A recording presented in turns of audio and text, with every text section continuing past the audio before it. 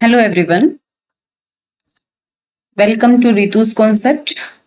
I'm your tutor Ritu and you have been watching my videos on various topics of geography, chemistry, biology, even I will start on polity and many more. Okay, if you are new to this channel, please consider the subscription in this channel and for upcoming videos, please press the bell icons. हाँ रटी रटाई लाइनें थी, लिख देना, ठीक है, कर देना जो भी मैंने बोला है, ठीक है। वेल क्लास 9th की पियर्सन की आईआईटी फाउंडेशन की केमिस्ट्री स्टार्ट करने जा रही हूँ, ठीक है। बेसिकली जब आप इस बुक की बात करते हो तो इसको 2 सेगमेंट में डिवाइड किया गया है, ठीक है। टोटल आपके इसमें 9 चैप्टर्स हैं, देख रहे हैं, ये 9 चैप्टर्स हैं।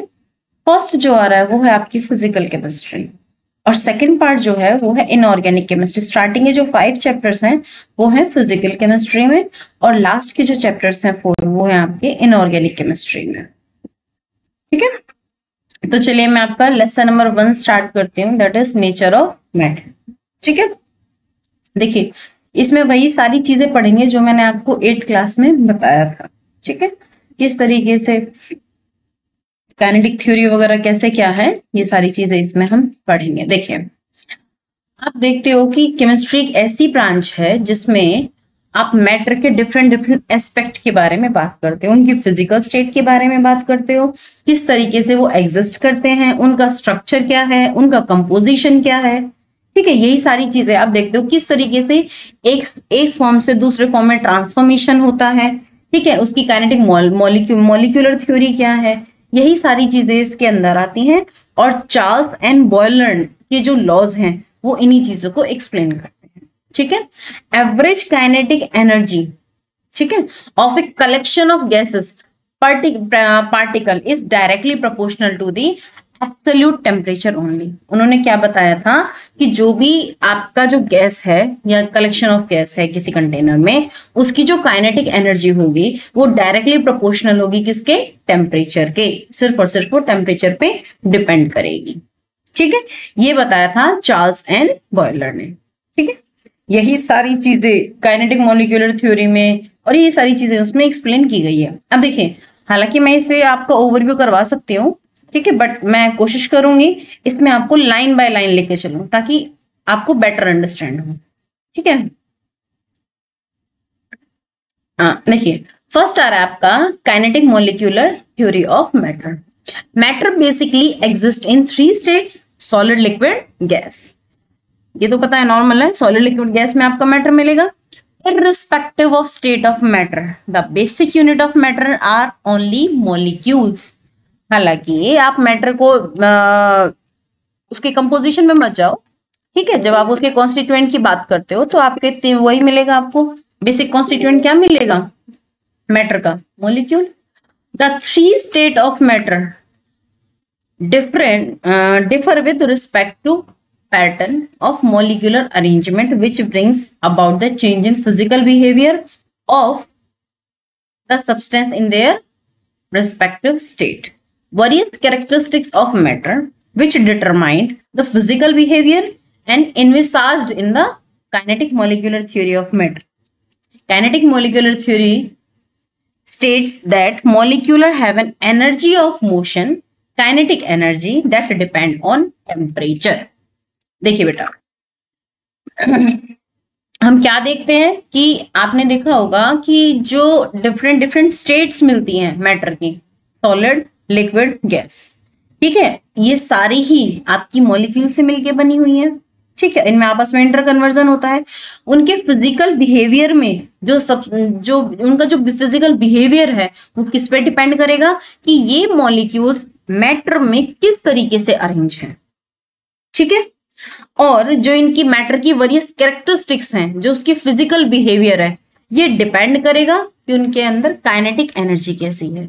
जो काइनेटिक मॉलिक्यूलर थ्योरी है वो इस चीज पे डिपेंड कर रही है कि जो आपकी पार्टिकल्स की या मॉलिक्यूल्स की जो काइनेटिक एनर्जी है वो आपकी सिर्फ और सिर्फ टेम्परेचर पे डिपेंड करती है, ठीक है। फर्स्ट आ रहे देखिए postulate of kinetic molecular theory of matter क्या थे। Matter is composed of very small tiny particles that is called molecule. The empty space existing between the molecules are intermolecular space. The molecules have force of attraction between them and known as intermolecular force of attraction. The force of attraction between the similar molecule is called cohesive and dissimilar molecule is known as adhesive force. And the molecule possess kinetic energy due to the increase in motion. Kinetic theory क्या है? सबसे पहला molecule से मिलके बना हुआ है आपका particle, small small tiny tiny. Molecules के बीच में जो स्पेस होता है उसको इंटरमॉलिक्यूलर स्पेस कहते हैं। उनके बीच में जो फोर्स ऑफ अट्रैक्शन होता है उसको इंटरमॉलिक्यूलर फोर्स ऑफ अट्रैक्शन कहते हैं। ठीक है, उनके बीच में जो फोर्स ऑफ अट्रैक्शन है अगर वो सिमिलर काइंड के मॉलिक्यूल्स के बीच में लग रहा है तो उसको कोहेसिव फोर्स कहेंगे, और डिसिमिलर काइंड के मॉलिक्यूल्स के बीच में लग रहा है तो उसको एडहेसिव फोर्स कहेंगे। I hope it is clear. Yes. If you still face any doubt, write down in comment section. I will definitely resolve your doubts. Okay. देखिए, अब बात करेंगे हम different state of matters की।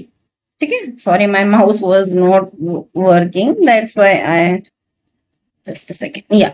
Now it is fine now. Okay. Now different state of matter and their properties.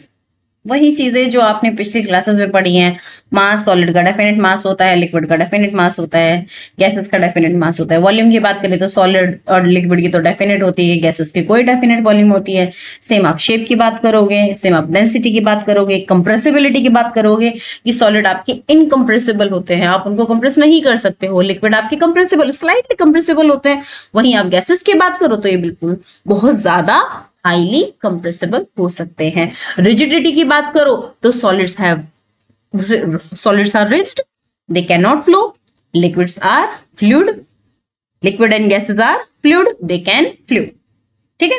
Free surfaces की बात करो तो सॉलिड के पास कितने भी हो सकते हैं, लिक्विड के पास 1 रहेगा और गैसेस के पास कोई फ्री सरफेस नहीं होता। थर्मल एक्सपेंशन की बात करो वेरी लो, वेरी लो।